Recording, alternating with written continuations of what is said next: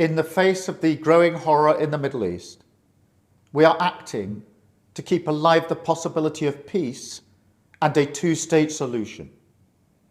That means a safe and secure Israel alongside a viable Palestinian state. At the moment, we have neither. Ordinary people, Israeli and Palestinian, deserve to live in peace, to try to rebuild their lives free from violence and suffering. That's what the British people desperately want to see. Yet, almost 2 years after the barbaric attacks of October the 7th, hostages are still held by the terrorists of Hamas. Recent images show the hostages suffering and emaciated. Hamas even refused to release all the bodies of the dead. I have met British families of the hostages. I see the torture that they endure each and every day, pain that strikes deep in people's hearts across Israel and here in the United Kingdom.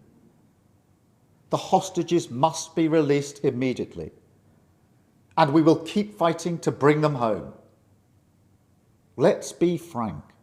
Hamas is a brutal terror organization.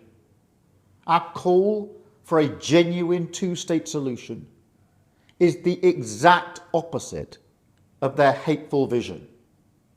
So we are clear, this solution is not a reward for Hamas, because it means Hamas can have no future, no role in government, no role in security. We have already prescribed and sanctioned Hamas, and we will go further. I have directed work to sanction other Hamas figures in the coming weeks. Meanwhile, the man-made humanitarian crisis in Gaza reaches new depths. The Israeli government's relentless and increasing bombardment of Gaza, the offensive of recent weeks, the starvation and devastation are utterly intolerable. Tens of thousands have been killed, including thousands as they tried to collect food and water. This death and destruction horrifies all of us. It must end. We have evacuated the first group of sick and injured children to the United Kingdom to be treated by the NHS, and we continue to increase our humanitarian support. But still, nowhere near enough aid is getting through. We call again on the Israeli government to lift the unacceptable restrictions at the border, stop these cruel tactics, and let the aid surge in.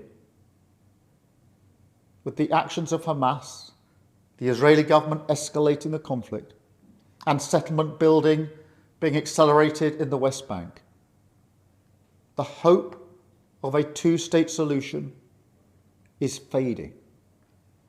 But we cannot let that light go out. That is why we are building consensus with leaders in the region and beyond around our framework for peace. This is a practical plan to bring people together behind a common vision and a series of steps, including the reform of the Palestinian Authority, that takes us from a ceasefire in Gaza to negotiations on a two-state solution. We will keep driving this forward. As part of this effort, I set out in July the terms upon which we would act in line with our manifesto to recognise Palestinian statehood. That moment has now arrived. So today, to revive the hope of peace and a two-state solution, I state clearly, as Prime Minister of this great country, that the United Kingdom formally recognises the State of Palestine. We recognised the State of Israel more than 75 years ago as a homeland for the Jewish people. Today, we join over 150 countries who recognise a Palestinian state also. A pledge to the Palestinian and Israeli people that there can be a better future. I know the strength of feeling that this conflict provokes. We have seen it on our streets, in our schools, in conversations we've had with friends and family. It has created division. Some have used it to stoke hatred and fear, but that solves nothing.